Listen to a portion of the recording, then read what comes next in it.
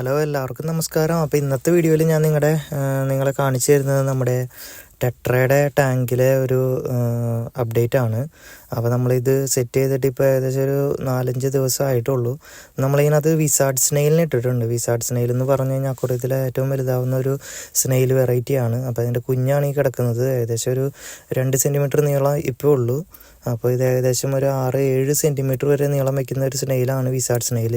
White കളറാണ് വരിക. നല്ല ഭംഗിയാണ് കാണാനായിട്ട് വലുതായി കഴിയുമ്പോൾ. അപ്പോൾ അതിൻ്റെ കുഞ്ഞുങ്ങളെ നമ്മൾ വാങ്ങിച്ചിട്ടുണ്ടായിരുന്നു. അപ്പോൾ ഇവർ നല്ല ആൽഗേറ്റേഴ്സാണ്. പിന്നെ പെട്ടെന്ന് നിറയില്ല, മുട്ടയിടാത്തൊരു സ്നെയിലാണ് വിസാർഡ് സ്നെയിൽ.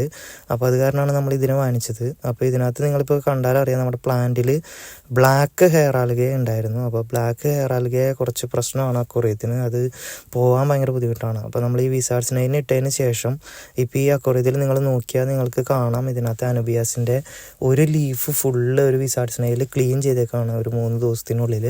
അപ്പോൾ ബാക്കിയുള്ളതും കൂടി വേഗം തന്നെ ഇത് ക്ലീൻ ചെയ്ത് സൂപ്പറാക്കും. അപ്പോൾ അത് കാരണം വിസാർഡ് സ്നെയിൽ വളരെ നല്ലതാണ്. ആൽഗേനെ നമുക്ക് ടാങ്കിൽ നിന്ന് റിമൂവ് ചെയ്യാനാണെങ്കിലും ഇനി സ്നെയിൽ നിറയുന്നുള്ളൊരു പേടി ഇല്ലാതെ നമുക്ക് ചെയ്യാനാണെങ്കിലും ഈ വിസാർഡ് സ്നെയിൽ വളരെ ഹെൽപ്ഫുള്ളാണ് നമുക്ക് ചെയ്യാനായിട്ട്.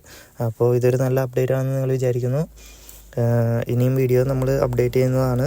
Thank you.